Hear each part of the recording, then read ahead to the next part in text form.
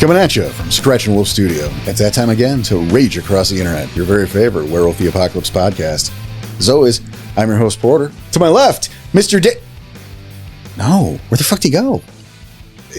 Sitting to my right, we've got two-time Mr. Tommy Dixon. How you doing, my friend? Oh, I was hoping to stay quiet the whole time, so it's just like you're sitting here by yourself.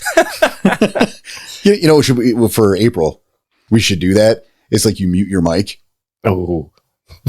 And then I'm just responding to you, and no one can hear you, so it just sounds like I've lost my fucking mind. I'm into it, but now they know. Oh, they'll forget. Or Danny will cut it. No, one of the two. Yeah, we'll find out. Yep. But yeah, just the two of us in studio this time. No Danny today. It's weird. This is a first. Yeah, you and I. That's true. 100 and God knows how many episodes. 28. Why do you know this? Because I'm working on a database of all of our episodes. Okay, fair. I want to say Danny was the one with the numbers. It's weird that you are the one with the numbers now. Well, it happened to be 125 when we quit. That's fair. And like I just knew that. But yeah, I've been working on a little database so we can like fill like in Excel. Mm-hmm. So we can filter about like guest stars and like air dates and all this shit. Neat. The idea is once I'm done, I'm sending it to you guys too, so we can all have a copy of the schedule. That is going to help. Right. And we can like add to it as we need to. You throw it in a Google Drive. And yeah, that'll be nice. Yeah. Little inside baseball. Yeah, it's all right. How you doing, man?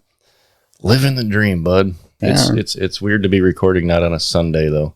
It is a little weird. It's a little weird that I keep looking over at Danny's spot and there's no one there. There's nobody there. I keep looking too. I'm not gonna lie. I looked twice already. I'm like, where the fuck is Tyson right now? It's like the guy missed 4 episodes ever, and it was because of COVID. That's true. You know, yeah. Wow, he really has only missed like 4. I've missed a bunch. Like I don't know the actual number, but yeah, he hasn't missed many. But this is cool. We've never done an episode with the two of us before, and this will be nice. This will be different, new. Yeah, we'll have fun with it. And if we don't, we'll stop recording it and no one will ever hear this shit. Let's not have this one go on a dangerous don't list. Yeah, right. Because, worst case, we try again next week, but let's not come to that. Yeah, please no. Yeah, we'll just have fun. Although I wouldn't mind it either. Yeah, right. So we were having fun before, but I know. Oh boy. No, but here we're back again. We're still getting our feet wet. I think we're still getting back used to show mode. Yeah, I mean, this is what, second recording. Yeah, this is the second recording session. That's not the Let's Play. So yeah. And hey, that's by the time this airs, we will have the first story will have been, both parts of that will have aired. That's true. Yeah, both will have aired. So I hope you guys are enjoying that. And, definitely give us feedback, please. Yeah, that's. Oof. I'm not looking forward to that feedback. I think it'll be positive. I think it will. Like, I'm sure if you guys have questions, make sure to add those too. 100%. You know how to reach us. Email, Discord, Get on the forums. rageacrosspodcast@gmail.com. Yes, the Discord, which is linked in our website, which is rageacrosstheinternet.com. Hey, there was a third echo. Yeah, I made it happen. As always, the Discord's there. But, those questions will be important because we talked about it. And, when we got our initial feedback from the demos that none of you have ever heard or ever will. Mm-hmm. Our red team, we called it. Yep. So when we got some of those comments from the red team, I decided what we're going to do is we're going to do an episode of those questions. Mm-hmm. Like a behind the scenes and answer all those questions in an episode. Nice. Yeah. That's the first time hearing of this. Yeah, well, there you go. I'm all for it. Right? Just a good way to knock them all out at once and get everyone, And which most of you guys are on our Discord. If not, get in there because I'm probably going to make a room for this. For feedback of... That's a really good idea. Yeah, I'm going to make a room for the feedback and any questions, just ramblings on like, oh, this was cool part, blah, blah, blah. And also, we love the community and you should be part of it. It's a really good community. It really is. I mean, nothing's perfect, but we're all people. Right. But it's a great community, great people. We try to take care of each other. It's the worthier part for sure. Yeah, a lot of support there. Mm-hmm. Again, people disagree. But people do disagree sometimes, and that needs to be okay. And that is okay there, which is nice. Right. Well, there it is. Right. But yeah, so if you have questions on that, we hope you're enjoying the series. That's not going to stop anytime soon. So no, that's going to go for a while. I want to see my character grow. I want to fall in love with this character as much as I fell in love with Ghost. So see, that's awesome. And see, I've got some NPCs that I'm hoping you guys fall in love with too. Yeah, we'll see. Like I can't even name them because you haven't met them yet. That's fine. Like I can't even drop a name. It won't mean anything. But we'll see, because there was a lot of NPCs in our last Chronicles that... Well, it's not going to be as many because, look, those characters were developed over years. Oh, fair. Like I've been working on this script for like a month or like this game, right? Like I'm building a whole thing. But anyway, so that'll be here. So I hope you guys are into that, excited about that. And that's actually a little bit of what brought us to today's topic. But before we get to that, the store is gone. That's okay. We might bring something back for Christmas. I know we talked about it. Right. Still future us problems. Yeah, future us problems. That wasn't like an announcement. That's just still months away. So. Ooh, we don't plan well. Yeah. Well, on recording what we're recording, it's months away still.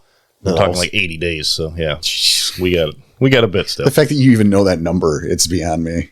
It's because I just looked at. I work on Red Talon time, man. It's now, it's later, and it's before. I don't even know. That's weird because time's a human construct. There you go. Bam. Hit you with some knowledge. Yeah, you did.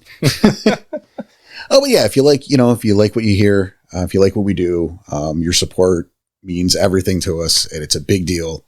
Get that word of mouth around, reviews.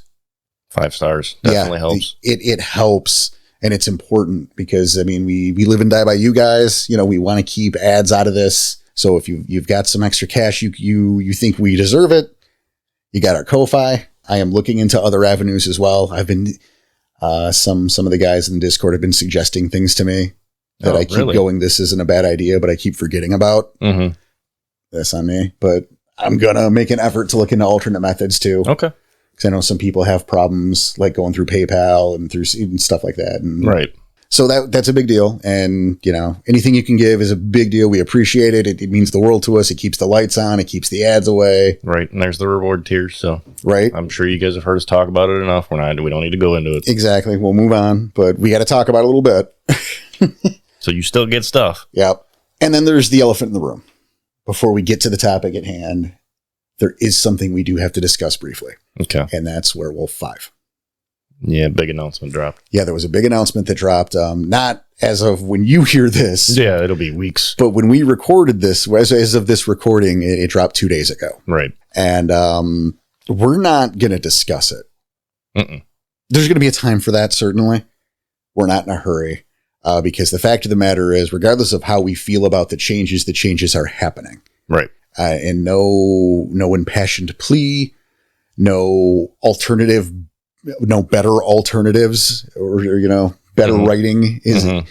No the amount book's of screaming. Not dropping for another year anyway, probably. Right. So But the thing is, the amount of, the screaming or the acrimony or, the outrage or whatever your reactions are, whatever our reactions are, isn't going to change what's happened. And I don't want to spend the next year being miserable. That's fair. So we're not going to discuss it. There's no need to right now. Right. There's still too many what ifs, and it's just not worth it. I would argue there aren't. No, there isn't. We learned a lot. I know we did. But again, you're right. It's not worth. I don't know. I don't want to be upset all the time. It's not worth that. It's not worth speculating. It's just. Yeah, there's not enough there. Look, the W5 room still exists in our Discord, and it will because people who want to talk about it or who want to vent or again speculate on what might happen, there's a place for it. But also, there's that room. So if you don't want to, just don't go into that room. Mm-hmm. And that's what I'm doing. I kicked myself out of that room. That's true. You did. So, but we felt that because breaking news, we had to address it, and so we are addressing to you that we're not going to address it. Moving on. Moving on. Yep. But yeah, because of that actual play, the new series, Wherever Guy Takes Us, Tom is playing a Theurge. First time. Right. And so we thought we would go back to Theurge School, since it's just the two of us, and have a little spirit talk. Theurge School 102? 1.5 1.5 because I don't think I was part of Theurge School 101. Nah, you might not have been. I don't think I was. It might have been an episode I missed. Well, and even so, it was well before you were playing a Theurge. Well before, yes. Way before. God, that was a long time ago. Yeah, it was. Which is why it's good to have the refresher. Exactly. And, we like to, there's only so many topics, but also we like to revisit and see if we can do stuff better or cover things, Here we are. Yeah, here we are. Back to Theurge School. Because we can. And you know what? This helps everybody. Even if you're a veteran player, it'll still help you. Get you the refresher. At least I think so. Or, at least it gives you a different angle to look at things, or, We should probably do it, though. I guess so. Fucking classes in session. All right, teach. Where do you want to start? I don't know, Chong. I didn't say cheech. I said teach. Yeah, I know. Teach and Chong. Oh, I can get on board with that. Give me a new nickname instead of Tommy Dixon. Tommy Chong. No, I think that's already someone. Damn it. I wanted to step in his shoes for a minute. I don't know that he wears them. Not anymore. No. I think you forgot where they were. What are we talking about? Spirits. Yes. Theurge. Where do you want to start, though? You want to start with spirits? You want to start with Theurges? Well, they go hand in hand. 100%. So really, Boo Get Out and, is a fledgling Theurge. Tell me what your world's like, I guess. Weird. Great. Very weird. Well, no, you're stepping into this role for the first time. Right. You've played the character now for a story, but... A story, and I have not interacted with a single spirit exactly. yet. None of it has come up yet. So, Not a bit. So yeah. I have nothing. There's nothing for your perspective. Nothing at the moment, no. Well, surely you've got, let's use the word concerns. Kind of, sort of, not really. After researching a bit more on this for this episode, I feel a lot more comfortable. Oh, that's good. It's not helpful for the show, but it's no, it is not. Good night, everybody. Good night, everybody. That was it. He was fine. He's fine. So fuck it. No, he's fine. No, my concerns at first were interacting. Mm-hmm. Obviously, is what type of spirit is it going to be? What kind of chiminage do I need to do? That's my biggest concern. Yeah, definitely. I can see that. And starting first things first, that's conversing with the different types of spirits.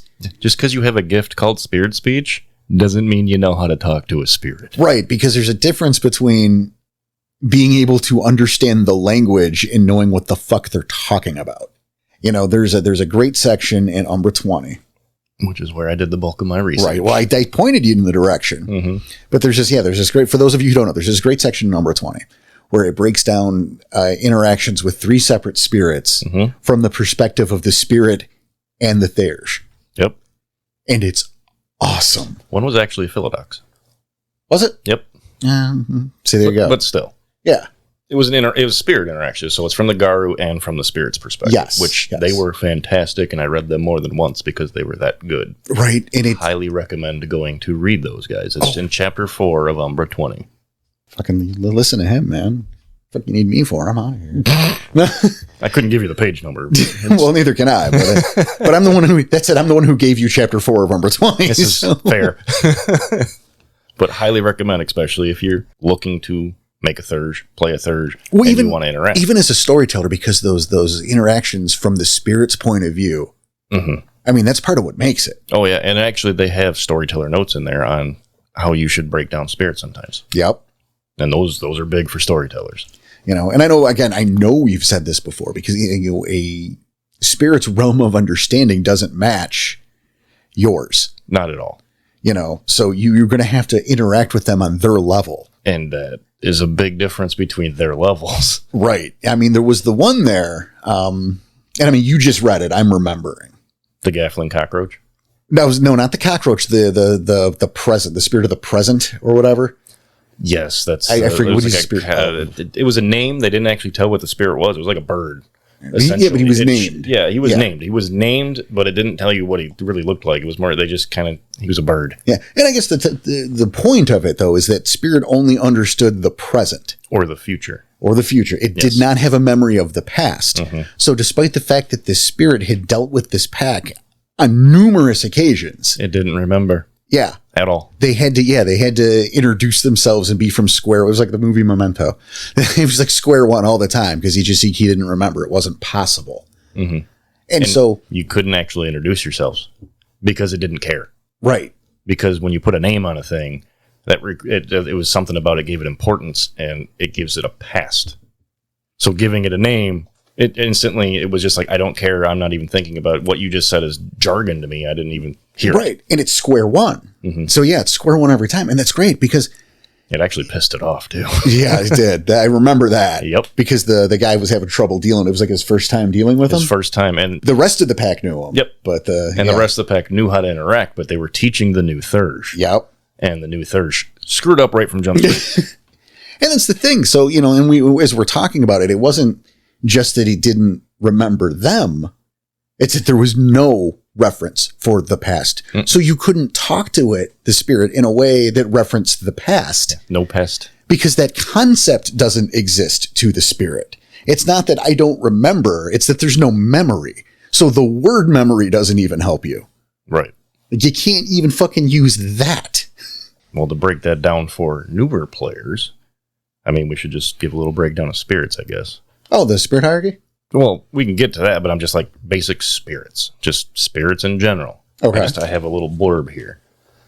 Spirits, they typically manifest as idealized and often exaggerated versions of their anchors. So they also behave in a manner consistent with the concept they represent.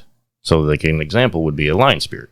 What do? They hunt. And then they start movies. Yeah, sure. Yeah, MGM, And then the counter spirit is like the gazelle who wants to be hunted. And that's how they would be represented. A lion, you see a lion spirit, it's hunting. Certainly. And at the same time, you are not going to get that gazelle to chase after the lion. Oh God, no, not at all. Good luck. Like there's no amount of talking. Nope. There's no way you're convincing that. Yeah, because it's so against its nature. You can get it to run. Right. Day long. But until it tires itself out. And then, we can get to that hierarchy as well. But, spirits they can grow and they can develop as they serve their incarna. And we'll get to the breakdown. So, and I gave a little example on this. A water elemental living in a river receives instructions to carry objects over the edge of a waterfall. The spirit's successes empower it and make the rapids that much deadlier until the rapids gaffling becomes a waterfall jaggling. So this brings into how they can get promoted by doing their jobs. Well, and then this shows we should now talk about the hierarchy. Yes. Because what you just said was gobbledygook to brand new people. This is true. These notes don't... not going to lie, Chapter 4 does not do well on following how that should go. No, that's fair. Like, these are your notes. But they give you this blurb at the beginning. Yeah. And then, like later, they're like, by the way, this is 4 pages later, they start going into, this is gaffling, jaggling, and then like, oh my God, you could have gave me this at the start. Right. And we've talked about this before, too, but that was then and this is now. So, like, you start with your gafflings. Right. Who are... is it to break these down in simpler terms, and I'm sure Tom's got his notes, so he'll fucking add in the teats. But they're like the animals, like the animal case of the spirit exactly world. Written down. Right, like a squirrel spirit is just like a squirrel. That's it's its level of reference, it's its level of intelligence. It's just a dumbass animal spirit that you can probably are going to use to hunt and drain from it for a prolonged umbra. Or because use that's it a thing that for, can happen. You could use it for menial tasks. But I mean, it's the level of intelligence and agency here is on par with what the spirit with the thing the spirit of is. So which is a spectacular sentence. That is actually, but I have a little blurb. So it's every spirit starts out as a gaffling. They are formed with a purpose, even if they don't understand what that purpose is. For many, in quotes, what I do is the same as what I am. Right. They see the world in terms of their nature. They have a duty to uphold and do it to sustain their energy. I mean, that's it. Yeah. That's all they know. What I do is what I am was the perfect sentence I got out of that. No, I like that. Yeah. And then you go to the jagglings. So if gafflings are like your clever little animals running around, jagglings are like the people. Yes. They're like your dudes. Yep. They're the dudes. They're the ones you'll actually be able to converse with better. Right. Like if there was for example, a raccoon gaffling, it's going to wander around at the dumpster. Just picking at things. Right. And grabbing shiny things because that's what its purpose was. Mm-hmm. Right. Scavenging. Right. But the jaggling, you can talk to. You can go like, hey, what are you doing, man? I'm looking for a quarter. Right. And the thing about jagglings too is the scale. I like to say lesser and greater, but this is me saying that. Because the scale of a jaggling is so vast. Oh, huge. And they even put that in the book. It is huge. Like you can have just turned Gaffling to Jagling, and it's still kind of well, a pack totem is a Jagling. It's true. Oh wow, yeah, I forgot about that. They are a Jagling. Yeah, a much higher ranking Jagling. But see, that's why I use lesser and greater. Mm-hmm. And again, that's me saying that. I don't think that says that anywhere in a book. No, it really. I mean, it kind of gives it there, but it doesn't have a ranking because Jagling is Jagling. There's no rankings inside Jagling. But I mean, that's the problem: is that what qualifies as a Jagling is so fucking vast. There should be 5 ranks in there. Maybe, yeah. So again, for that purpose, I use lesser and greater. I like that. Just because there's such a large fucking scale here. Huge. I mean, it is huge. You know? And they gave examples. I mean, it is a huge scale. I mean, so obviously, and so as spirits grow in strength and power, they become more aware. And then once they cross a particular threshold, they develop into the Jagling. Yep. So they can actually work through promotions too. That's like Pokemon. Jagling. Yeah. They evolve. They essentially, yes. And actually their forms will change. There's a lot of crossover. Is there really? Well, look at the Wendigo. Allegedly, Sasquatch Pokemon evolved in the Wendigo. It had like the Winter Stone and became Wendigo. Remember? That's the alleged story. I forgot about that story. That's the company line that no one likes to talk about. So it's the one that everyone assumes is true because the Wendigo get pissed when that happens, when they bring it up. That's true. I think there's a more interesting story beyond there, but that's a different episode entirely. So I'm sorry, continue. That's fine. I choose you, Wendigo. Now, when they become that Jagling, they take on more roles and earning quote-unquote promotions, even if they don't align with those of their master, which Jaglings serve in Karna. Yes. Because there's rankings here. Oh, there are spirit broods, and it's like the mafia. Yep. And so Jaglings, they feed much like the Gafflings I put down, because they obviously need to feed, just like normal people. They need to have essence. Right. And, in the Umbra, and this is true with the Gyro too, is like, as a Gyro, you need to eat also. So, like, you feed on a spirit, which is made of ephemera. That's what they're made of. It's just spirit stuff. But, like, that's how that works. Is, you do feed off that spirit, and that shit sustains you while you're in the Umbra. It's not like a real steak. It's like a ghost steak. It's like, boo, eat me. Oh, then I just jump in, transitioning from Jagling to Incarna. Well, let's fucking... slow that roll for a second. Because definitely slow that roll for a second. Because the gap between Jagling is such a big deal. And remember is your pack totem is a Jagling. That's just it's on the ass end of the spectrum. It's on the other end. Greater Jagling. Yeah, a greater Jagling. Yeah, see? I like the way you put that. Let's just golden rule that right now. Right? Like if I already do. I know you guys might want to at home. I don't know what. It just makes it easier. And it seems to me like it would be a no-brainer for more established Theurges to already do that. Right. It's like, it's not as simple. It's just Jagling could mean fucking anything. Really? I mean, jeez. And that's the other part. That's the problem in the book. Like, they give you 4 paragraphs of Jagling. Like, when they explain Jagling, it's 4 paragraphs. Which kind of made me sad. Yeah. Because, like, Celestines and Incarna have, like, 10. But it's like, there's so much to Jaglings, and you gave me not much. Right. And, I mean, you look at it, too, because I would argue, but I would argue that most spirits are Jaglings. Oh, I would join you on that argument, 100%. So you open a book like Excess Mundi, mm-hmm. and you see all these different spirits that are connected to the spirit broods of these totems. And, they talk about material correspondence. They talk about chiminage a little bit. They talk about, obviously appearance, stats, shit like that. I'll go into chiminage in a little bit. But. Yeah, we'll get back to it. Mm-hmm. But, there's all of that. And you got to remember, all of these are Jaglings. Mm-hmm. And they all can have, depending on how far on that spectrum they are, what level Jagling, I guess, the personality becomes more prominent. Oh, yeah. And that makes it almost easier to deal with. Absolutely. And you can develop relationships with these spirits. Mm-hmm. The same way with your pack totem. We all know that, like, you put more dots in your pack totem, I hate to use dots here, but it's representative of that relationship with the totem. Of leveling up, of getting more of a rapport with them. Yeah. Right. So, like, there's a point to where, like, Coyote knows your name, knows where you are, cares what your name is and where you are. Keeping an eye on you. Right. Because you're palsies. But that's still not like Coyote. That's Coyote the Jagling that is like an offshoot of Coyote, the capital C Coyote. Capital C, I like that because we do use that. Yeah. Capital C Coyote. This is not lowercase. This is Greater Jagling Coyote, which works for capital C Coyote. Mm-hmm. but there that is it's still a representation of him. Oh, 100%, yeah. But I mean, that's at the pack totem level. You could befriend a Coyote Jagling and through working with you, through what it's doing on its own as well, it could, to the point where it could earn its own name and personality. Oh, yeah. This is Slipjack now. Don't piss him off, though. Right. Well, you don't want to do that full because stop. You piss off the full brood. The whole brood will not talk to you. Exactly. And this is where we go back to like the crime family, like the Soprano spirits. Right. Okay. Well, because that's how a brood. It's let's how get it works. into that. It's like the mob. It is. It's like the fucking mob. Yep. So you can't piss off one without making a problem. A big problem. All the way down the chain. Yep.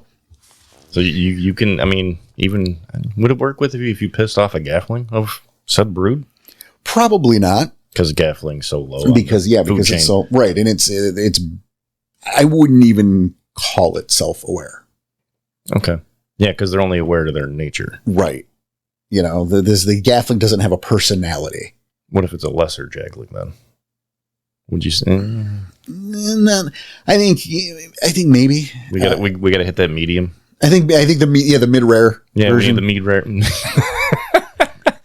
We're gonna do this in temperature settings of your steak right now. Yeah, we're doing a lot of different things today. This is what a show looks like when it's you and me. I love it. Gaffling is rare.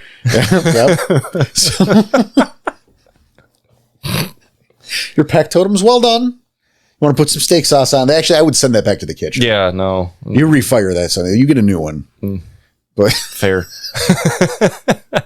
No, because that's not going to work. Yeah, no, this falls apart immediately because a well done is trash now. No, that belongs in the garbage. Medium rare is the totem because that's what you want, right? So well done would be your lesser. We haven't had dinner. That's 100% true. I came here straight from work. Right. This explains all of this. Yeah, I'm very hungry. And you mentioned Taco Bell earlier. I know. You fucker. Steak quesadilla. Oh, I hate you. Quesadilla. I'm sorry. I was recently schooled on that. Oh, Jesus. So this mob of brood. Yes, the brood. Yeah, you look at the spirit brood like the mob. Because there's definitely that hierarchy, and it goes all the way to the top, from to the top, in the top being your tribal totem. Right. The capital. Yeah. Capital letter of whatever it is. And a tribal totem is not a jagling. No. Incarna, right? And it's not Celestine, because that's the only, No, it's not. So it'd be Incarna. Kind of. So before we get into the hierarchy, we should probably continue with the list of the spirit classifications. So there's two more, and they get big quickly. Because we're going to start talking about them, and you're like, well, what the fuck does that mean? Right. To be able to explain the whole mob, right. How it works, we got to get up. Yeah, like what the fuck's an underboss? Oh, damn it. So yeah, like we talked about, your pack totem is a greater jagling, and that's true insofar as because it's an avatar. Correct. And I think that bared some clarification. Correct.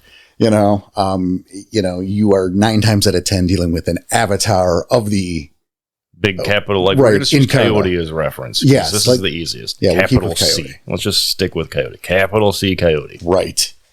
So your pack totem, it's an avatar of capital C Coyote, and that avatar is a greater jagling. Correct. However, Coyote, capital C, is an Incarna. Yes. Or Incarnate, whichever way you want to say it, because there's an E at the end of it. All right. So tell me about the Concarne. The Concarne.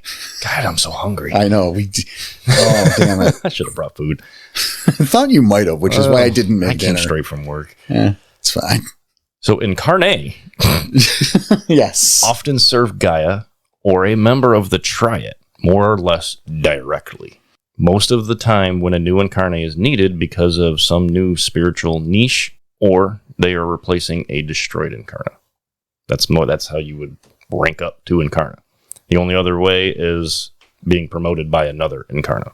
Okay. And I think it would be fair to look at an Incarna as like a demigod. Yeah, Incarna embody important concepts. So example would be like war or oak trees as a whole.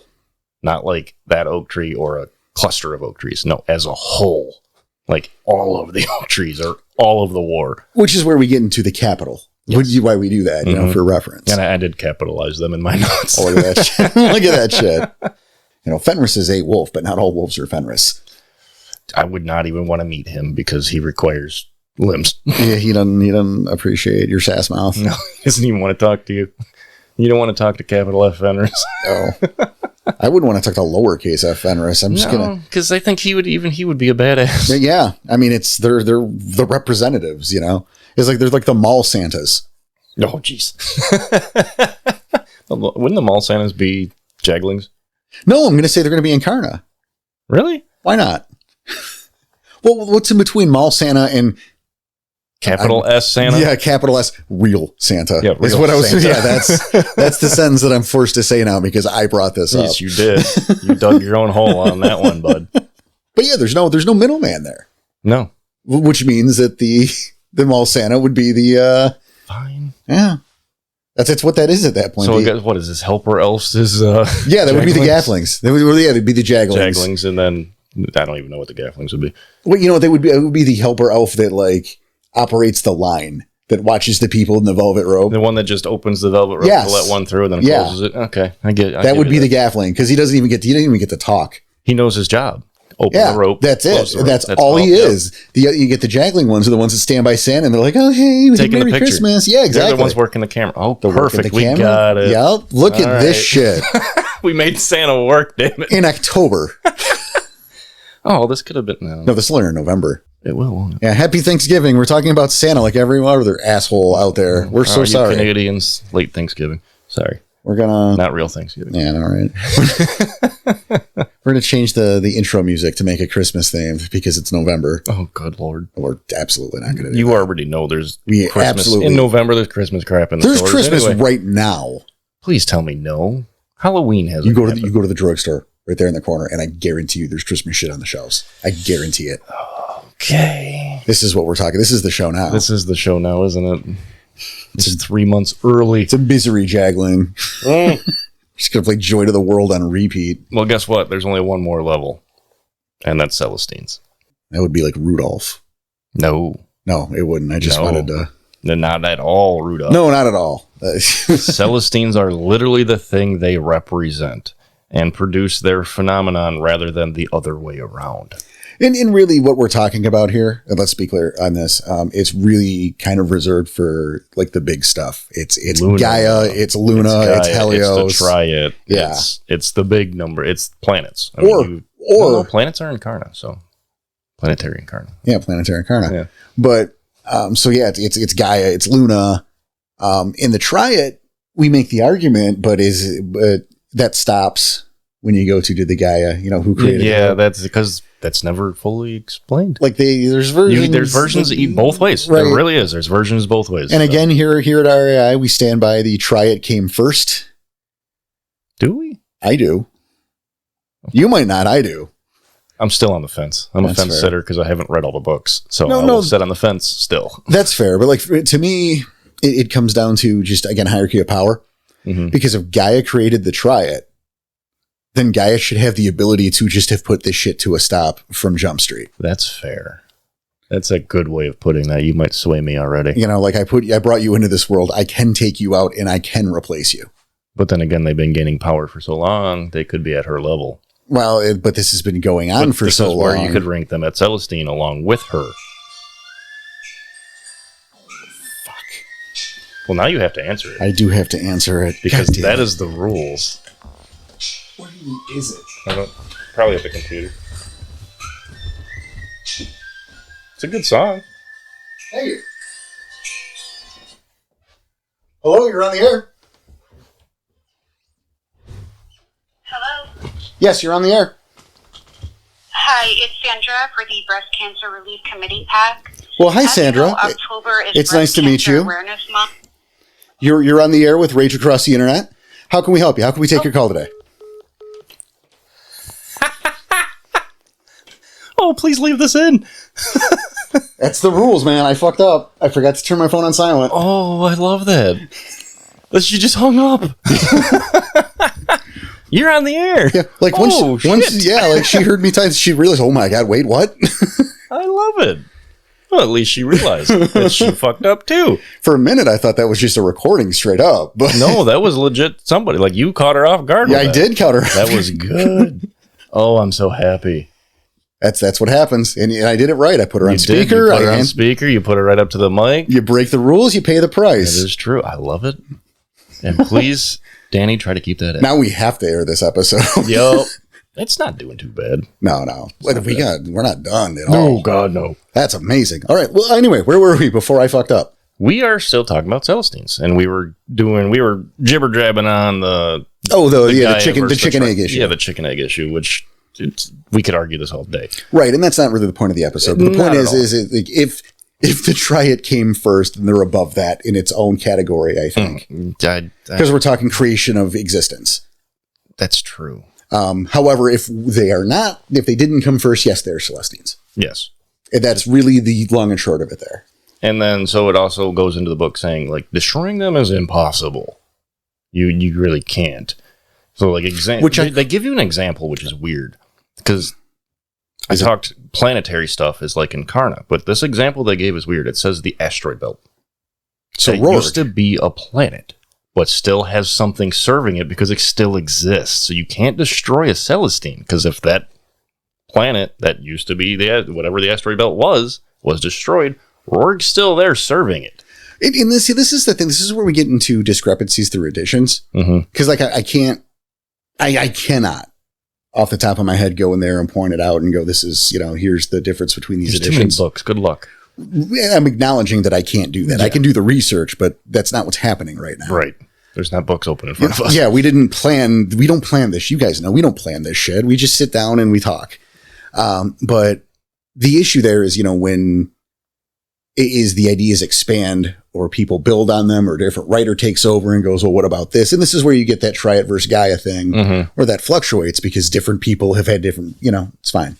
But when you have spirits like Mammoth, right, who again is a totem, so upper echelon Jagling, there are no mammoths.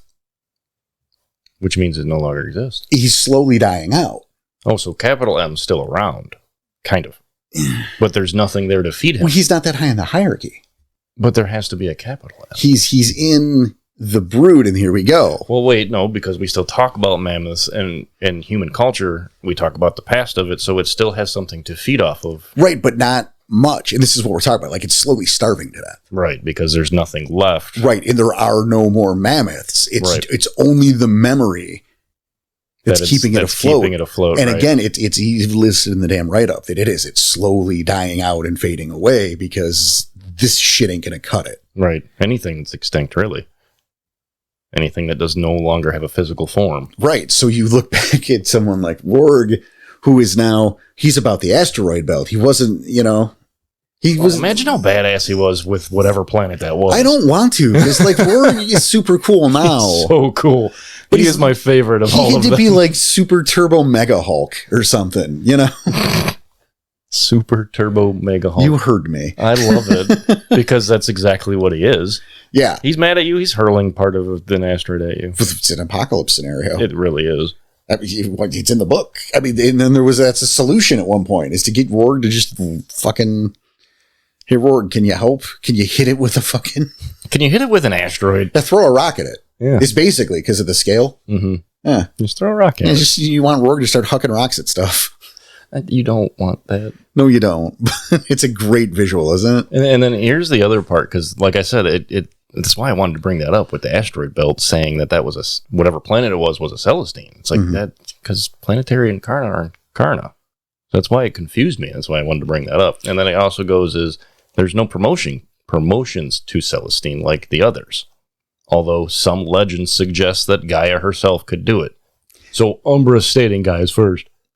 Well, Umbra 20 stating Gaia's first. And then here's the thing too, is because that is we have not really talked much about the Apocalypse book.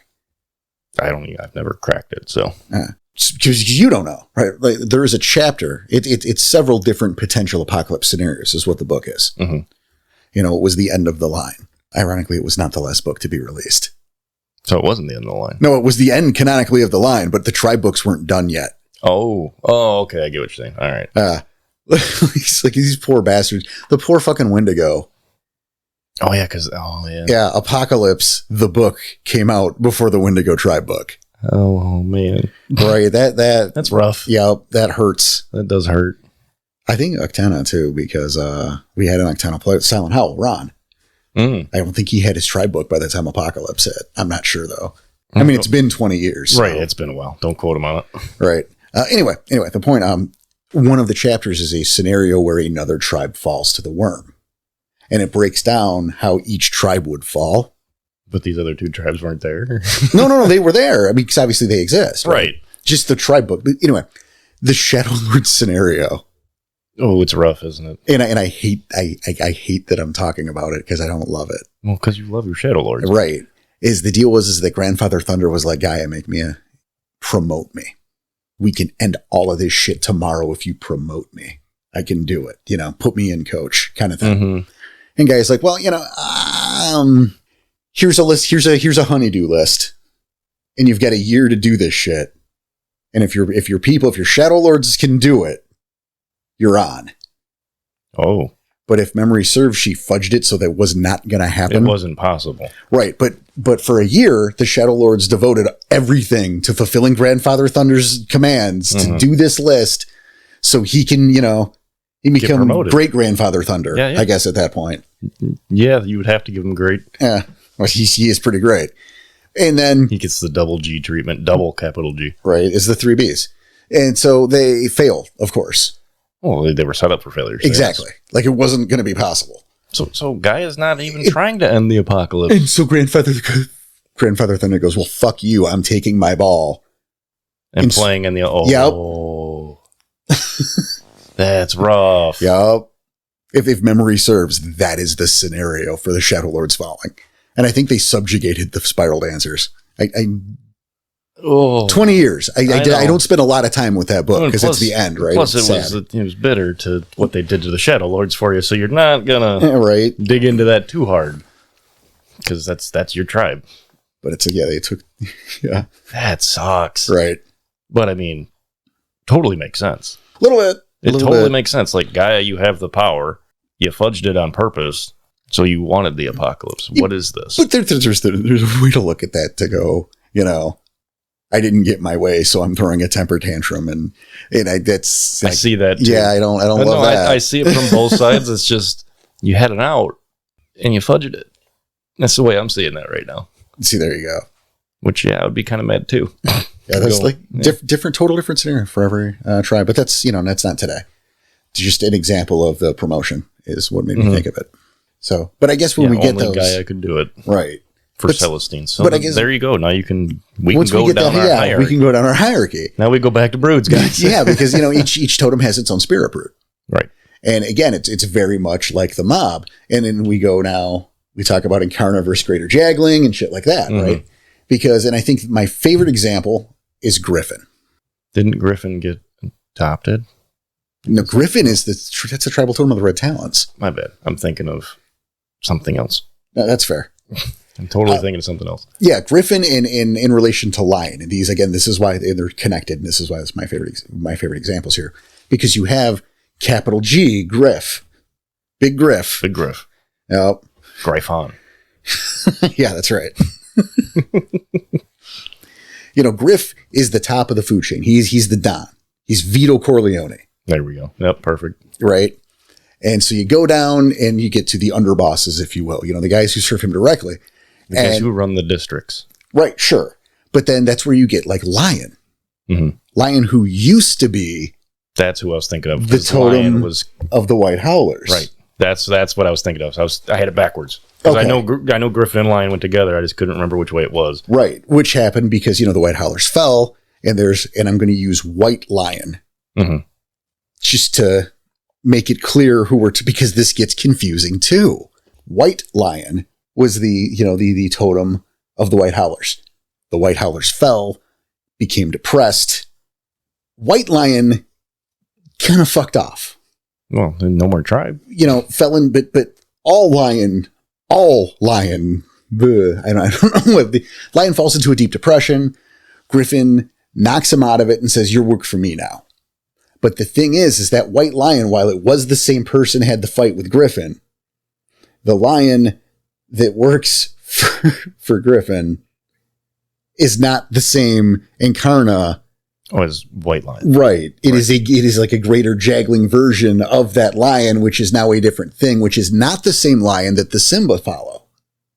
Really? It's all like different avatars and different aspects of the whole. Okay. Think of Voltron. Or if that's too far removed of a reference, Power Rangers. Okay. How like there's the head. Yeah, the different mechs combined to make the giant one. Right. Think of it like that. This isn't a 1-for-1. Mm-hmm. But if we're trying to simplify this, it's like that. I like it. It's like the whole Voltron, the Megazord. It's a Megazord, right? Megazord, yes. Okay, yeah. The Megazord. We're going way back on that was reference. just too old for Power Rangers when it came out. It's fine. I'm fine with Voltron. As I say, I watched it. Okay. Well, I know Netflix brought Voltron back, so maybe Voltron works. Really? I didn't watch, but Netflix did do new Voltron. Oh, then I won't look into it because I thought it was old Voltron came back. Voltron, you can probably see. Why are we talking about Voltron? Anyway. Yes. Jesus Christ. This is what happens when Danny's not here. Yeah, it's fun. So Voltron, yeah. So Voltron's the tribal totem. Mm-hmm. It actually, yeah, Voltron would be the tribal totem. It would be, yes. Okay. Which, if I'm correct, Celestine. That gets to that level. No, that's Incarna. What's higher than Voltron, then? Super Voltron. Gaia. Gaia's higher. But that's, okay, yes. Yeah, what we're talking here, and really, maybe Simba's lion is the top of the food, of the food chain of the lion hierarchy. Okay. But either way you look at, here's the combined thing. And when you have a totem like that, where there's multiple versions of it, think about it like the Megazord separating. Okay. So like the lion that serves under Griffin's brood is like the right leg. That makes sense then. Right. See, this is why I chose this example. Like, I know it sounded convoluted as shit in the beginning, but this is why I chose it.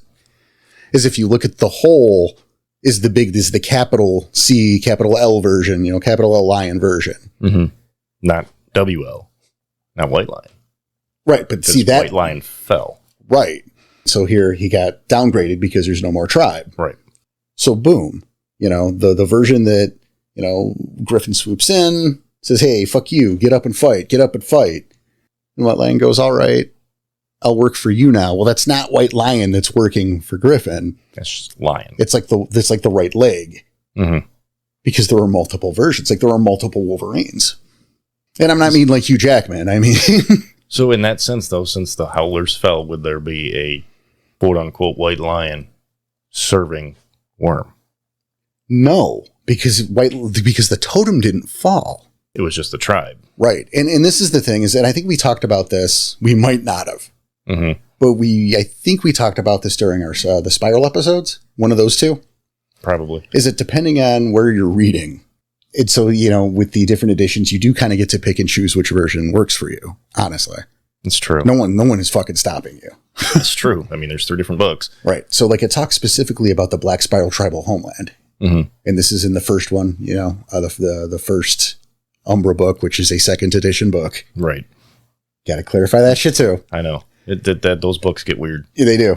But it talks about that the possibility that White Lion, is being held captive somewhere in the Black Spiral Tribal Homeland. Because he won't turn. And could potentially be freed. Ooh. Which I think is super cool. Just like there's potentially a Black Spiral Dancer in the silver. Exactly, in Erebus. Yeah. So, but again, that lion, and there you go, that lion that is potentially being chained in Erebus, or not in Erebus, Jesus Christ, what do we do? The Black Spiral Homeland. No, not Malphys. That's the worm. That's the worm. My bad. Yeah. But the tribal homeland of the White Howlers was corrupted and became the Spiral Tribal Homeland, of course. So the idea that lion is out there, and I know this shit is really confusing, so I'm sorry, guys. It's not easy. Right, but I think it's super interesting, and it's merits being fucking talked about. So yeah, like that lion is there, chained up, allegedly. Mm-hmm. We're just going to go with it, right? But also, again, another version of lion is a pack totem that you can get that's in every fucking player's guide that is part of Griffin's brood. Right. That used to serve under, but he got taken under by Griffin. Yeah, that used to be its own tribal totem, which it would be that would be the one that's currently in the Black Spiral homeland. So it took the demotion to stay. And became an offshoot is the thing. Yeah. It's another avatar of the greater part. So technically not even a demotion. It's just... It's like a sidebar kind of... Because spirits are weird. Spirits are weird and complicated and exactly that. And they do not work in a human sense. Right, which makes this difficult. Very. And that's why I like the lion example, because there are so many facets. Because again, not only do we have the pack totem, not only do we have the former tribal totem, but the Simba follow a version of lion. So there's a fucking shapeshifter race that is lions. Guess what they serve? Not fucking mouse. Not cockroach. Right? Not rabbit. So no Lepics. We were talking now on sale in the Storyteller's Vault. Yeah, talked about them enough. There is now an incarnate of Lepic somewhere. Right. Shout out to shout out to Grant for that one. Yes, shout out to you, Grant, and welcome home, buddy. By the time this airs, he should be. Oh yeah, back from his work stuff. Yeah, he'll probably be back at the show real soon. That's true. I can't wait for that. We've got him lined up for a fucking good too. Good. I can't wait, Grant. We miss you. All right. Now there is. With every bullet so far. Yeah. So that gives you kind of the brood. It's it is the hierarchy because there's more. The next, sub guys, and then it keeps going down all the way to your workers. The guys that are just peddling the drugs. Well, and I think another great example, I'm moving away from Griffin's brood right now because I don't know them by heart as well. Mm-hmm. You go to one of my favorite spirits, part of a spirit brood is an owl. Oh. Which is relevant to you, Tom, because you're playing a Strider in this new game. Yep, my totem is owl. Is the Twiceborn. Do you remember the Twiceborn? Rings a bell. I didn't read it too hard, so. Well, I mean, I don't like, it's Access Mundi. Well, I have the book, but I said, exactly, yeah. Is the Twiceborn and this is in a nutshell here. It's the skeletal spirit of prey that owl has eaten. Oh, really? Yeah. That's kind of cool. Twiceborn is a skeletal mouse that owl already fucked off. Is it under Owl's brood?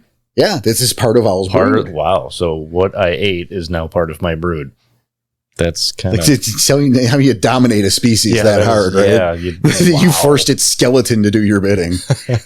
It's pretty awesome. Yeah, it's dope as shit.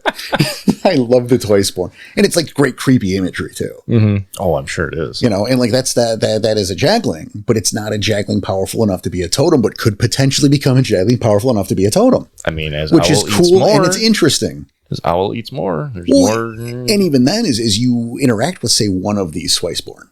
Then you do things and it does things for you. This is Larry the Twiceborn. You've named him Larry, so you've already given him a name. So that's already a thing. That's a big thing. Right. And now you're interacting with him. Its personality is growing and becoming more vibrant. It's getting more autonomy. It's, you're giving it Gnostic donations because, hey, he's helping you out. All of a sudden, boom, he's a pack totem. Potentially. That's cool. Yeah. And that's how that works. Yeah. It's confusing at first, but spirit broods are the shit. And, if you need to know more about them, some of the lesser known ones, you crack open Access Mundi. I know I need to get it back into that book. I got to read that thing. It's a really good book. It is a good book. It's a super useful, but it's also pretty heady. It's very heady. As an intro spirit person, it's heady. Yeah, it's very heady. That's why I recommend going to chapter 4 of Umbra 21st. That there's not a lot there. No, but it's enough good to get stuff. Yes, it's good, especially the interaction. It's actually why I prefer Umbra 20 to the other Umbra books, because most of the Umbra books, spoiler alert, are identical. That's true. There's a lot of cut and paste. The bulk of the first and second Umbra books are the same book. They just add a few meta plot changes in the revised Umbra. And then I remember doing that where I had both books open and simultaneously, and I'm going through it, and it's word for word. Yep. With just like, here's a different sentence. Well, and that's the thing is my favorite is for Umbra 20. They do a lot of that too, but then they dumb it down. Which helps because I thought it was funny because they took this perfectly constructed sentence and lowered it a few grade levels in reading comprehension. Some of us can't read as well as you.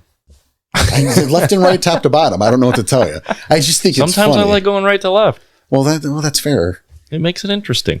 Well, then you read in the mirror, so it's still the same, but you're... Well, that's just cheating now. That's like red rum, man. It's crazy. But they do have a few differences here and there, and those differences are usually in the back of the fucking book. Mm-hmm. And I think the back of the Umbra 20 book is better than the previous entries. And I mean, in my opinion, I would only use Umbra 20 because it's got everything in it. It really does. I mean, that's fair. I'm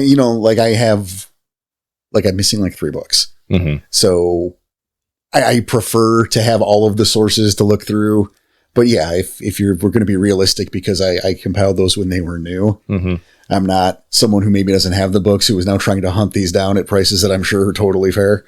Oh, yeah. So just get Umbra 20. Just get Umbra 20. That's the only one you're going to need if you're looking for books. If you have the occasion to get all the books, definitely get all the books, because more is better. But, I mean, your bookshelf looks amazing. So, oh, thank you. There's a lot of books there that I'd love to crack open, but they look too pristine. They've all been. When we have PDF copies and I don't have to touch the nice pristine book. Well, and then what I love about the PDF copies too, because I don't know what you're using. I'm using Adobe Acrobat, so I could do Control F, mm-hmm. and convert it to text, so I could just type in a word and it will find it. Finds it, yes. Oh yeah, I use it. Trust me, it helps a lot. Yes, it does. Especially doing research for these episodes. It's really a godsend. Helps. Yes, if we didn't have that, ugh. And to be able to copy and paste, I just print off my notes. Fuck it, we're good. Yeah, I should start doing that. But I like writing it because it helps me remember it. And and there you go. That's a preference thing. Yeah, super relevant. And they talk, because there was obviously those 4, and there's the brood and all that. They talk not much about it, but there's these things called emanations. Okay. And I'm bringing this up. Yeah, no, go ahead. It's a small blurb in there. I wrote down a very small blurb. There's a little bit more meat to them, but these guys only manifest in the near realms, and they don't have a sense of purpose, and they don't use traditional spirit traits. But they speculate that these are the near realms populating themselves to communicate with one another with these emanations, but they don't work like spirits at all. And they break it down in there. I just wanted to throw that out there. Mm-hmm. Just throw it in there go read it, because it's kind of interesting. Right. And you can put these in your stories and do some fun things to either mess with your pack or guide your pack, because they interact. Like if you have you would have human emanations in the near realms. Like these are just humans. Going about their business as humans. And it's a fun callback. That's ghosts, not spirits. Correct. And they don't work like spirits. That's the one thing that was like, wow, these don't work like spirits because they're not.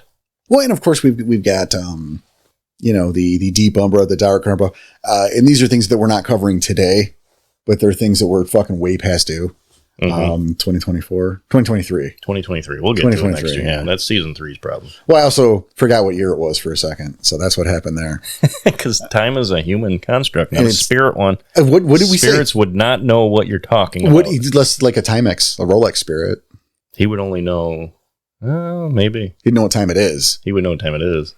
Not what time it will be, or was when we're doing. But he'd know what time episodes. It is. We'll know what time it will be when we're doing those episodes. But yeah, moving from them though, I mean, it's good you brought them up. But I mean, I think there's so much to cover here, and I think we just came off right away swinging hard with spirits. We really did. I think it's important to talk about the what and the why as a Theurge. Mm-hmm. Because as a Theurge, your job is to uphold the pact, and that pact, is, I'm sure and as maybe some of you, I think most of you probably, I don't know, that pact is that the Garu will provide, they will do rites, they will enact rites, they will help protect the spirits, they will, the Gnostic gifts and, all the chiminage, all that shit in exchange for the spirits' help as well, which is where the Garu's gifts come from. Correct. We got to give them something for us to get our gifts. Right. So the Theurge upholds the pact. Through those interactions and through rights, and we could just sit here and talk about rights, and that's not going to be useful. We have an episode called The Right Stuff. Go listen. And we probably talk about a few things. And we'll probably do another one on rights, because that's how we do. So many rights. And that's why we're not going to today, because it'll be the rest of the show and Right. Oh. But that pact is important, and it's a sacred bond. And that makes... it reminds you that the Theurge is kind of a religious leader in that regard. Okay. the interaction with spirits shouldn't be taken lightly. Oh, no. That doesn't mean that every Theurge is a good Theurge, you know? This is fair. I've heard some stories. Right. And I think that's important too. And that's true across the board. Mm-hmm. It's just because you are an auspice doesn't necessarily mean you're good at it or that you're always right. And this is something that I like to do in games, is to give examples of sometimes someone who's not the ideal like you would expect a character to be. Okay. Or to give information that's wrong. I think in one of the last postmortems that came up, I think. To where someone a bit ago. Yeah, I know it was. To where Xander was explaining to you guys how anchorheads work, but he was doing it wrong because he learned from Shalassi, who learned from Jonas. And he's an Ahround, so he's he's doing his best, but he explained it wrong. Mm-hmm. And that's not something you normally deal with NPCs, I think. I think mostly people trust those NPCs to just be right and, have all the magic knowledge because the storyteller controls them. So why would the storyteller be wrong? Well, no, because it's a person. He's not the storyteller. Yeah. You got to breathe life into him. He's not a Theurge. Right. So guess what? He doesn't do this on the daily. And he's learning it from someone who's learning still. Correct. So it's like talking to, like a first-year Spanish student and learning how to speak Spanish from that student. Yeah, trying to do it fluently. Right. Not a simple sentence like, where's the bathroom? No, you're trying to have a conversation. Exactly. Like, I'm going to Japan in a month, so you're taking intro to Japanese, right? Yeah, teach me how to talk. Yeah, teach me how to, live there. Good luck. Right? And you're like, I can say hi. And bye, and hiya. Teach you how to wave. Yeah, right? Let's take that back a little bit. We Certainly. kept talking about chiminage.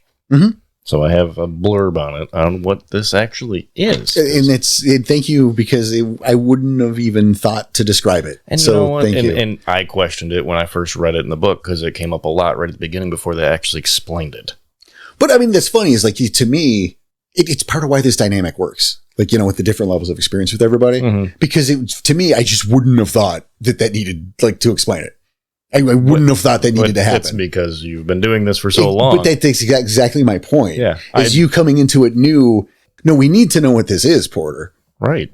So thank you. No problem. Because like I said, I started when I just jumped right into chapter 4, guys. And I started and I'm reading about, gafflings, jaglings and all this right from Jump Street and Chiminage. I'm like, what?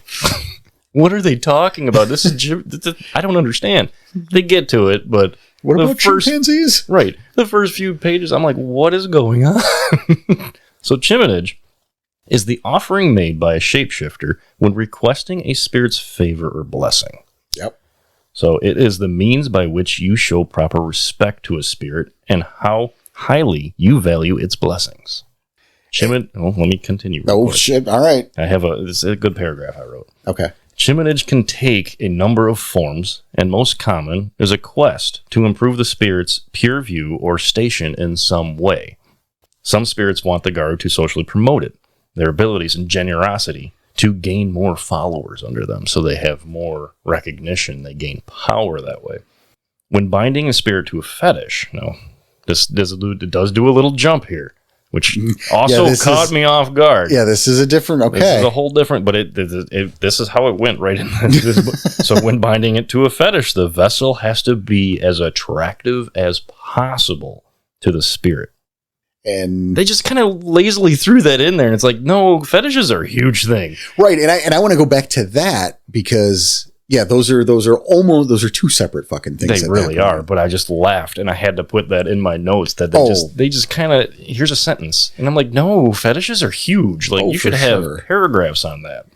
Yeah, like chiminage is it's like the payment, but it's also like not the payment. No. It's not. It's just to grant an audience almost. Yeah. It's getting your foot in the door. It's getting your foot in the door, and then you'll have more chiminage to do after your foot's in the door. Let's look at actually those examples in Umbra 20. Mm-hmm. Cockroach. Memory serves, the Theurge, what did she I think it was a she, what she do? She did. She came in with a bag of Chinese food. Right. I don't remember if it was Rance or not, but I remember there was the Chinese. It was Rancid. It was like, yeah, and that was the initial. It was a full garbage bag. Right, and it was the initial chiminage, the initial offering, which got the audience. And during that audience, it was like, hey, you've got problem with the ants, I believe. Yep, that's exactly what it was. And we're going to take care of the ants, too. Yeah, the ants was... So this was this was the payment. Yeah. The Chinese food was the payment for the audience. Right. And then once she got the audience, she went... Now it's, what are you going to do for me? Yeah. Because this garbage, this just got me here. Mm-hmm. Like, I'm hearing you out because of the Chinese food. While I'm eating my lo mein, you can tell me about how you're going to help me so that I might help you. Right. And the funny part is that was a gaffling spirit, but it worked because this spirit was dealing with an issue of ants in its garbage. Mm-hmm. It had its own garbage in the back that was being terrorized by ants. Which at that point is almost like fucking, it's like a West Side Story kind of scenario. Like the ants versus the roaches. And like they're having their own fucking subplot where they're going to war over, you know? I loved it from the garbage perspective because this cockroach that appeared was the size of a dog. Right.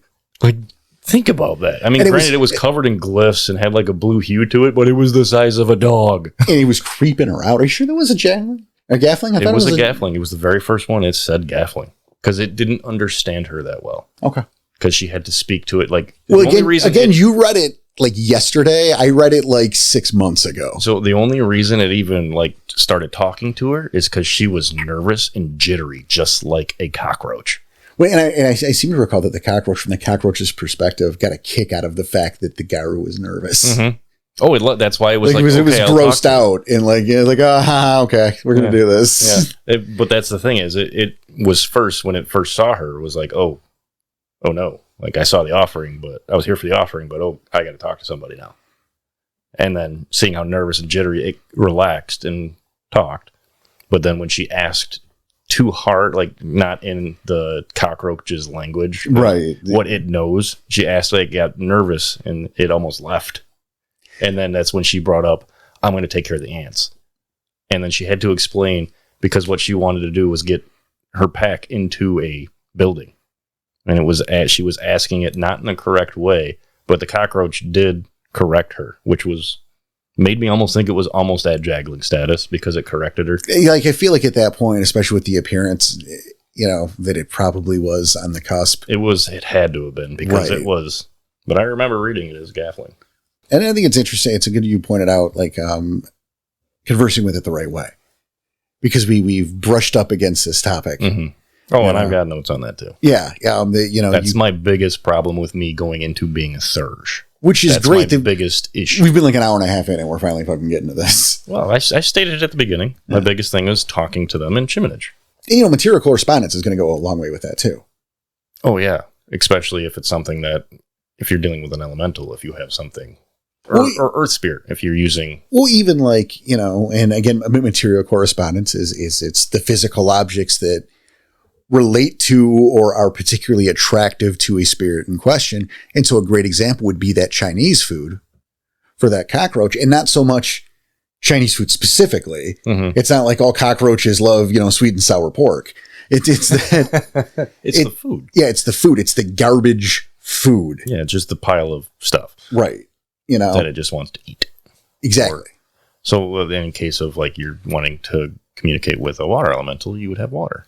Something along the lines of that. Something along the lines of that, top of my head. Because, spirit, Axis Mundi.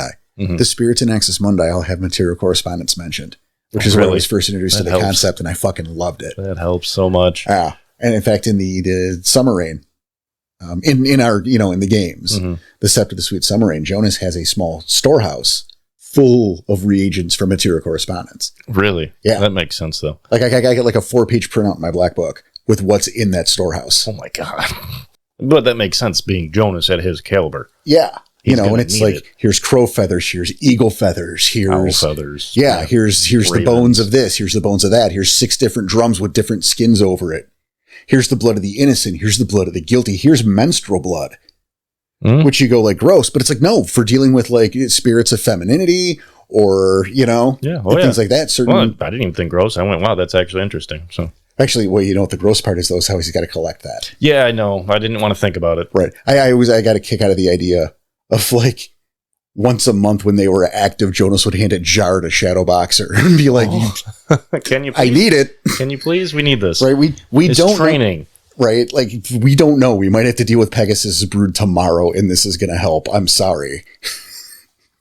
And then everyone's just super bummed out. Mm-hmm. But it's one of those things that had to have happened, right? Oh, 100%. How's he going to get his hands on it? Exactly. Yeah.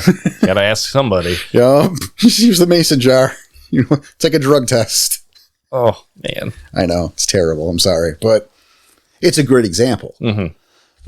Having that stuff there helps with chiminage. And for my money, it's part of the fun of being a Theurge is to have all those options, and you can think outside of the box and go, well, what would really make this spirit happy? What can I get my hands on and hold on to? And that's where we differ, because I've struggled thinking about that. Well, I mean, you are now, but you've been a Theurge for one story. That's true, and I haven't interacted with any spirits yet. Exactly. I mean, obviously, when I get more comfortable, that's going to change. Yeah, but as of right now, it's intimidating. And that's totally fair. Mm-hmm. I mean, the biggest thing, and I have this, is speaking with spirits requires a great deal of understanding.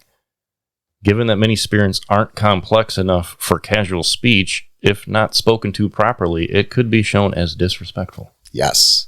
And that's big. You disrespect a spirit, it just fucks off. And then we get back into the broods, because if you are in trouble, depending on how high up that echelon you are, if you're in trouble with one, you have pissed off the whole brood. Yes, and that becomes a bigger problem. Right. And to do a quick run back example with Griffin and our buddy, Lion, Mm-hmm. I had that Chronicle that I was working on once upon a time the one I was never going to air, I'm never going to do, and I'm glad, but that involved returning White Lion to the fold. Not the White Howlers, but White Lion to the fold. We've talked about this before. Yeah. And part of the consequences of that whole Chronicle, that massive thing I was going to work, was that pack had now become mortal enemies of Griffin personally. Oh. Big G Griffin. Oh, no. So that means all of the Red Talons and every spirit in that brood would be kill on sight to this pack forever. That you're not surviving long. I'm sorry. I mean, good luck. Again, it was another one of the several reasons I'm never going to really run that thing. Mm-hmm. And it was fun to play with for a while, but it was a bad idea to run. And you don't make it very far. Well, and it changes the game forever. It really does. It just makes it you're running the whole time. The game now becomes about how long fostering White Lion and not getting killed. Yeah. By how long can you survive? survive? Yeah. And that's not fun. I have a little bit more of a blurb. So please, communication still. Communication is not simply a matter of having the right gifts. And we talked about this at the beginning. To make yourself understood, you have to understand what the spirit wants and respects for reasons beyond figuring out proper chiminage. Like you have to speak to it in what it knows. Right. So fire spirit, in order to speak to it, what it knows is consuming and burning. And you need help against the worm, but it doesn't know what the worm is, but it might know the great extinguishing. Yeah. So you'd have to change it to the great extinguishing. Yeah. And you don't know that that's how it knows it, but it seems like that would be fair, right? Because you got to put yourself in its perspective. Another good example is, I think it was Player's Guide 3. Mm-hmm.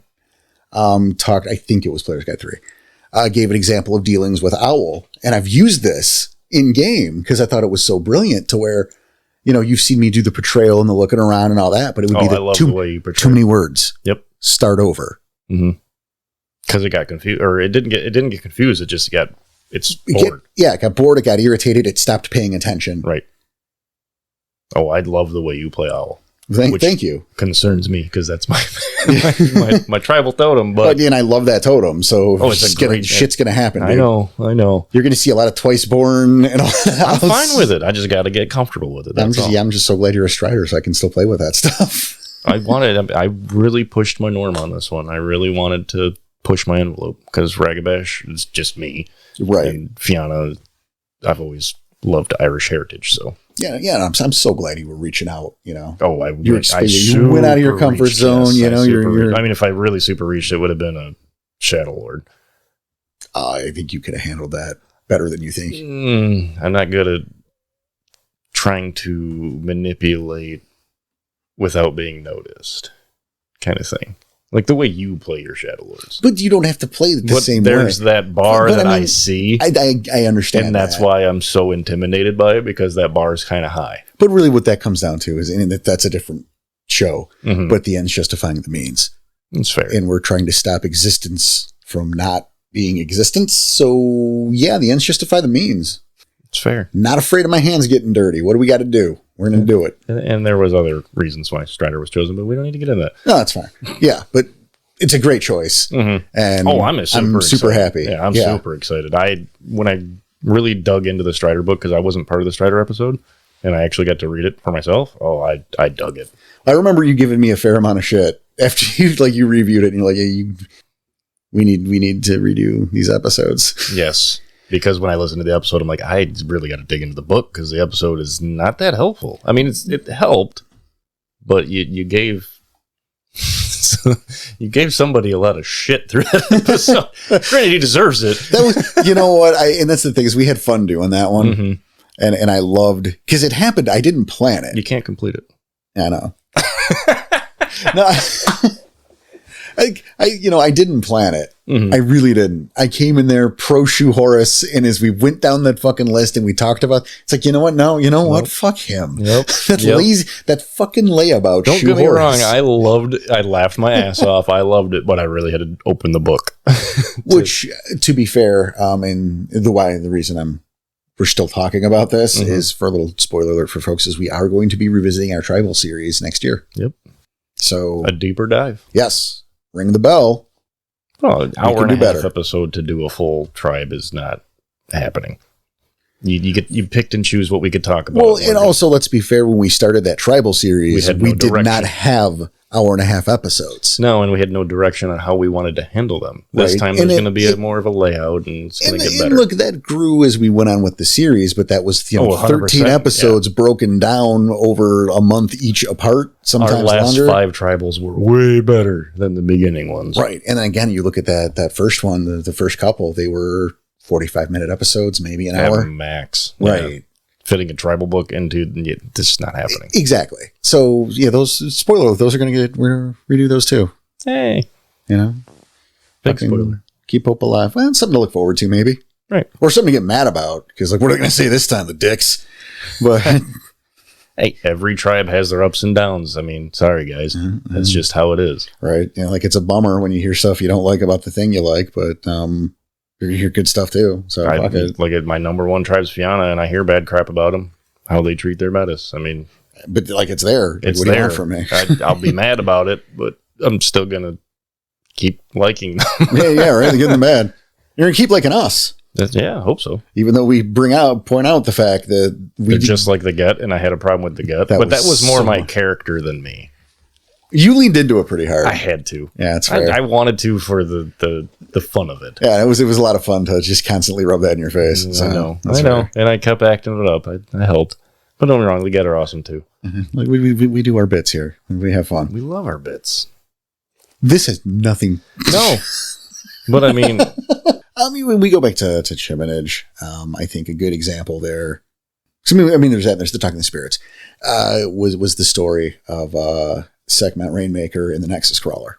Oh, this is a good story. If you have not heard it, I don't know if we have mentioned this one on air. I don't know if we have or not. It's been mentioned around the Discord every now once or twice, but this has got to be my all-time favorite Theurge story. Well, thank you. That's awesome. Oh, because it's amazing. Well, because I did it in game, which makes it even more impressive. Yeah, this isn't a thing that I wrote and decided happened because I like the character. No, this happened in game. Yeah, he thought of this on the fly. So buckle up, guys. Yeah, that was the area when I was not the only storyteller, and I would one off with our Stargazer player. We'd swap every now and then so I could play too. So we were going, it was a mission. We were in the desert. We were trying to explore some hidden fucking umbral ruin. It was dealing with the bones of Shekar Hind, which is if you guys don't know, that's a rage card. And that's all it is. Yep. But we like to bring it into continuity because rage was the World of the Apocalypse game. So why can't this exist? Oh, it's cool. And I wish it did exist because there could be good story there. Well, it does in my canon. So fucking lucky you. Love it. Yeah, Shekar Hind was a real Theurge. She's a real chick. She was neither here nor there. Yeah. So we're looking for the MacGuffin, bottom line. And we end up getting chased out, let's say. by a Nexus. I mean, there was other shit, but there was a Nexus crawler involved. So suddenly now the Nexus crawler is the only concern. Yes. I hope that's your only concern at that point, because that's the big bad. Yeah, no shit. Well, we're running through this fucking desert. We'll get out of the Umbra. It materialized and kept chasing. Fuck. Yeah. So I'm playing Sekhmet Rainmaker, Soundstrider Theurge, and I said, okay, keep it distracted. And I ran off. Used a little crate element in the sand, and I built a sand castle. But how was a sandcastle going to help you here? Well, this was the thing, as I used that and then summoned Spirit of a Shamal, a sandstorm, and offered this sandcastle as tribute to it. Just built to get it there? Something built with love and care out of what it is made of. Mm-hmm. Yeah. So that was your This was the to get chiminage. it there. Yes. Now, what did you do to get it to do what you wanted it to do? Well, I offered it a sacrifice of blood and skin. Ooh. Yeah, I don't usually bring that part up. No, this is the first time I heard that. Yeah. But dealing with what we're dealing with. Yeah, so what it did helps. is it full on called the Shamal out, and it stripped the skin, it stripped that Nexus crawler to bones, which being materialized it had briefly. Until it was fucked off. Right. Also took Sekhmet's skin in the, you know what I mean? Mm-hmm. Well, he had to offer something. He set himself up as a sacrifice for it. So, he was fucking down for a while, Have fun regrowing that. Yeah, exactly. That wasn't great. And he's in the desert, so. Oh, yeah. You know what I mean? Like, there's sand everywhere. Ow. He was going to do switch to Hamid. That's a bad idea, too. No, you would die. Right? Instantly bleed out. Something. Because that's what keeps you together. I mean, so, yeah, you're... Ow. But hopefully somebody in your pack had Mother's Touch to help a little bit. But couldn't. Not at the time. Well, no, I mean, but couldn't because of the deal. Because of the offering. Yeah. Correct. You had to heal that naturally. Yep. Oof. That was part of it. Because it doesn't mean anything if you could just... opened up a moon bridge and got you out of there. Something. I mean, yeah, the game fucking... I know, but still, you're in the threat was done. There was a fade to black kind of, Okay, I mean, it was also a long time ago. Right. I mean, this was around third edition. Concerned at Sekhmet No, living. he did. He lived. Okay. He was fine. It sucked for a while. Yeah. This is the same guy again who can't finish a beer because of a unfortunate... When he didn't do well communicating with the spirit. Again, there, look at that. So that there's the perfect... Yeah, there's the other abstract side to that coin. Yep. Was this when he first started as a Theurge, or... No. It's just who Sekhmet is, man. It's true. That is just the character. Yeah, Grain. He was a unfortunate encounter with the spirit of Grain, who in Axis Mundi, you learn is a very beautiful, well-endowed woman. And Sekhmet got in trouble with her, and, as a punishment, is not allowed to finish a beer. Or anything, really, grain. Anything with grain. Yes. Right. Because her eyes were up there, and he had trouble finding them. Which was, again, a very Sekhmet kind of thing. Is he offended the spirit? But at least that was all that happened, and not the whole brood is pissed off at him. Right. This was a minor offense, but she was offended nonetheless. Right, and that could have been worse. And he could he could go have a few beers if he wanted to, but there's consequences to that, and he's not willing to pay the consequences. Right. He's in the penalty box. Let's not make this shit worse. Right. Eventually he'll make up for that. Right. And it's a fun little quirk of the character. And in fact, he's made up for it kind of several times, but keeps fucking up. Yeah. Oh, of course. Because he can't keep his eyes. He can't keep his eyes up because that's the character. Exactly. Yeah. Oh yeah, I see it. 100%. Which I'm glad we brought up too, because I wasn't even thinking about it. When I started the Sandcastle story. Because there's here's the Sandcastle. When he's at his greatest. Right. And here's where he's at his right. Yep. There's the two sides of that coin. Same guy. But then there's not good Theurges. That's true. And philosophy as a Theurge is important. Mm-hmm. Morality of it. Yes. And again, I think it's a great jumping off point. Mm-hmm. I know the story you want. Oh, I want to hear that story because this could be the other side of that coin. You're a Theurge, but there's morals to follow. Yeah. And sometimes some people don't follow those same morals. Exactly. And I think it's good because, again, with that grain story, where Sekhmet is intentionally following the rules and being good, mm-hmm. we have the story of Jasmine Rages Till Dawn. Who's Garu? Get a Fenris. Get a Fenris. Theurge. Which I'm surprised is not like a Shadow Lord Theurge with the way the story goes. See, that's mean, but I understand what you you're understand saying. what I'm trying to get at. Yes, I'm being defensive of my people. I'm sorry, but you know what I mean. I do know what you mean. Yeah, this was a Theurge who was played by someone else that we knew. Mm-hmm. This was another in-game action. In the original version, because there was a version of it that happened during the Guilty. Mm-hmm. That I recycled because at that point that character was an NPC. Yeah, and I want to talk about the actual player action. And it boggled my mind when you used that. It really did. I'm like, what? Yeah, is what happened is the pack was trying to infiltrate a factory that was worm tainted goods, blah blah blah blah blah. Not important, but they were trying to find a distraction to get in. Right. And I want to stress that because, you could just have gone through the doors. It was a factory. Right. Where people were working. It has an entrance. You could have walked in the front desk and went hi, I'm here to see Larry. And they're like, who's Larry? Shift the Krynos, whatever. That's Larry right here. Right. They could have jumped in through the skylight. Larry. They could have went through a truck bay. Yeah. None of this is what happened. Well, she didn't get her name for no reason. Right. What she did was she awoke she used the Rite of Awakening on one of the trucks in the lot. I know where it's going. That's why I giggled. And convinced it that to get on this infinite highway where it can just ride forever, all it had to do was run through the brick wall at the side of the warehouse. So she woke this spirit up to convince it, to trick it into killing itself. And that's where I bring in to distract the people inside and the guards so they could get in with less, not even none, with less struggle. Yeah, less of a hassle. Right. Because then they're dealing with that. Yeah.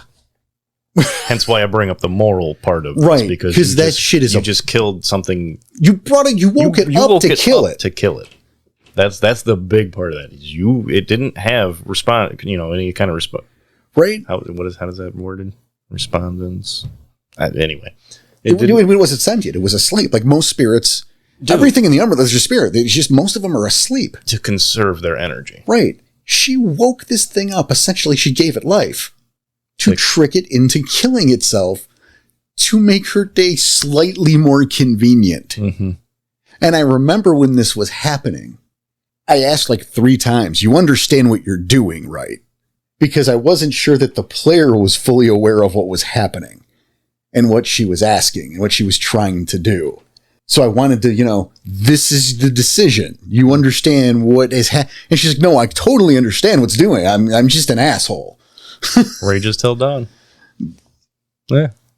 Makes sense. But tell me, what punishment is, what renown? Does that take a renown hit? I don't know what's the consequences to that. There has to be something. I mean, not really. It was, it was something I didn't dive into because it was a guest character. That's fair. But, short term, not really. Because it's the spirit of a truck that wasn't really attached to anything. It's a dick move and people look down on you. And when you tell that story, yeah, it's true. You're going to upset folks, but it's not, there's nowhere in the renown chart that says trick a spirit into suicide, -3 honor. That's true. I know, but if it was a greater spirit, I could understand that. Because then you're going to piss off something bigger. But this was a Jaggling at best. Gaffling at best. Yeah, thank you. Yeah, I was about to say, hold on. No. You. I misspoke. You are right. That's a Jaggling. We got bigger issues, and there would be a problem. Probably. Trucules would show up, and good luck. I would not want to face Trucules. You're gonna now. I know. Chapters where Gaia takes is chapter 3. Enter Trucules. Transform. See, now we're getting close to the cartoon Umbra. There's no Optimus Prime. No, there's not. But those are examples. Those are great examples. Well, thank you. And you mentioned fetish too, and I want to get into that. I forgot about that. I know where we are, so I want to hurry it up because I know we both. Mm-hmm. Yeah, we're both looking at this clock. Shit. Mm-hmm. But we talked earlier about the vessel for a fetish, and that's so important because number one, what you're doing is you are convincing a spirit to give of its freedom and live in that fetish. Right. Live in this object. Forever, it thinks. It thinks. I mean, obviously, you could release it, but... Well, you could release it. The fetish could break. Things can happen. Mm-hmm. But you could also piss it off. And right. Well, it's kind of like joining the military. Yeah. When you join the military, you understand that you are signing up to allegedly die for your country. Mm-hmm. You understand that is an outcome that is possible. 100%. You're not allowed to go, I didn't know, or pretend to be surprised. So it's kind of the same thing. Mm-hmm. Where you're making a fetish, allegedly that is forever. Yeah. You need to make that thing as pretty as possible. Right. This is its whatever home you're convincing. Now. Right. So how it's made, the love and care, the time, the effort, the materials, everything is important. Everything is a factor. Mm-hmm. But also, we get back into that argument of chiminage and what are you doing for me and fulfilling the pact. And it's an interesting setup with fetishes. And this is kind of neat because payment becomes an issue. And payment is, I'm going to say almost exclusively because nothing is always anything. Right. Gnostic. It's gnosis. Almost exclusively. Well, because you're going to be feeding it all the time. Right. And it's this fun situation where like the buyer wants to buy, the seller wants to sell. It's all about negotiating price. Mm-hmm. So, and this is fun when you're doing, especially better fetishes, like as a storyteller, this could be a lot of fun when you're negotiating, the final steps of this fetish. This weapon, you've got this long sword that you want to put like an electric eel spirit into. That'd be cool. Just, top of my head. No, right? I like that. That's cool. Yeah. And like, you have personally forged this. It's a katana today. It's a katana now. Okay. You've personally forged it.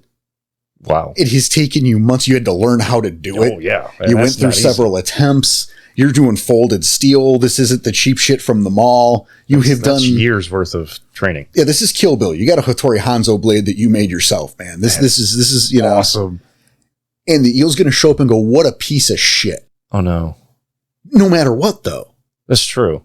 Because it wants to get a better price. That's true. But it also doesn't have any kind of correspondence to itself. But see, but you want it. Yeah, but it doesn't matter even if. Because it wants to sell its goods and you want to buy the goods. Okay. Like it just wants to get as much of a payment as possible. Right. Okay. So it doesn't matter if it was a mall blade or this Hattori Hanzo personal forged magic thing I just talked about.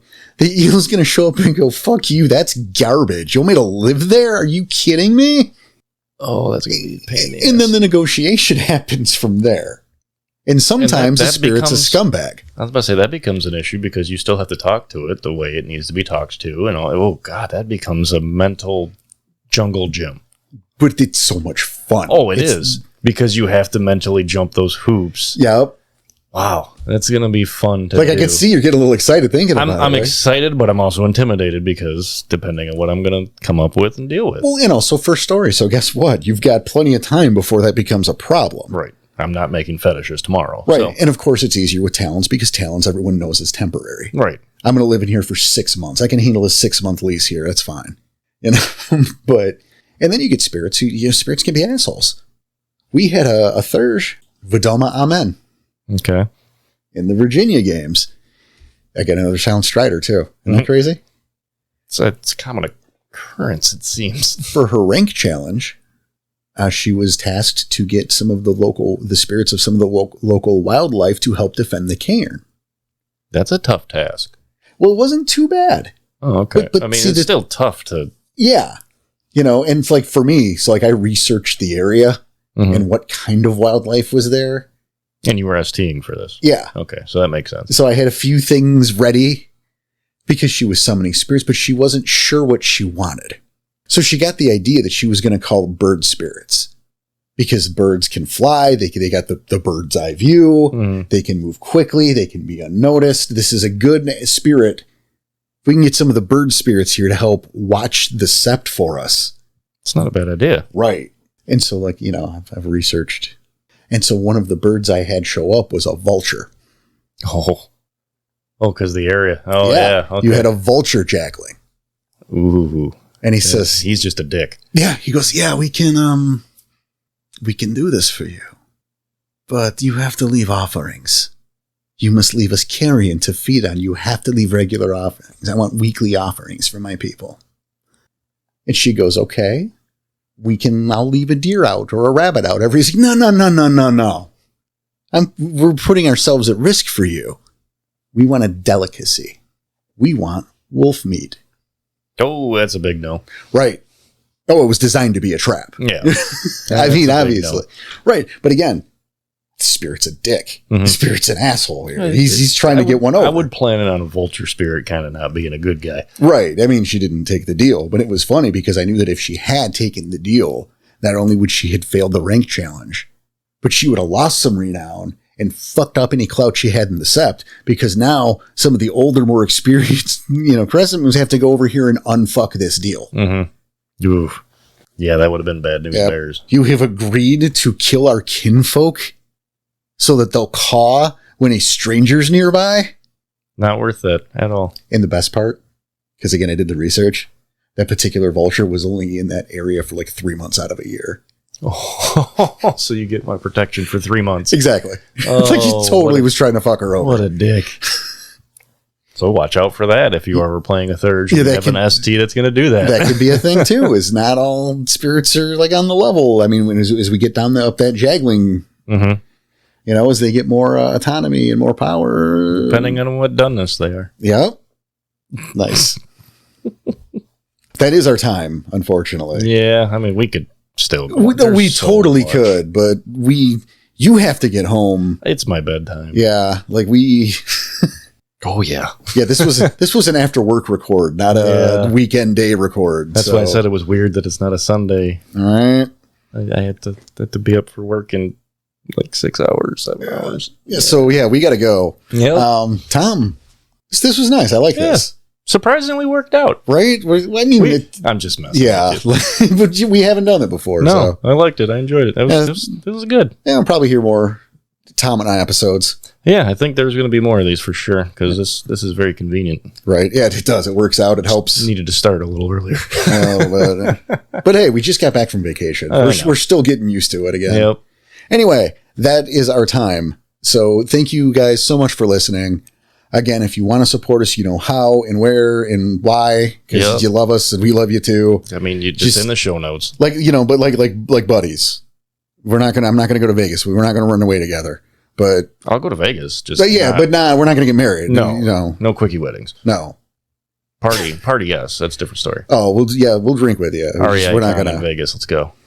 I want to do it here. I don't want to drive. I don't want to go that far. That's fine. I want the con somewhere where I can get to within 20 minutes. That's fair. All right, I'll give you that. All right, guys. Anyway, thank you so much for your time, for listening, for hanging out with us. On behalf of myself and the infamous Mr. Tommy Dixon. Oh, infamous. That's right. And Daniel Tyson. Who is missing. But editing this. Right. So check the milk cartons. We're going to make that happen. But in the meantime, you guys take care of yourselves. Take care of each other. Keep your claw sharp and your head in the swivel. We'll see you.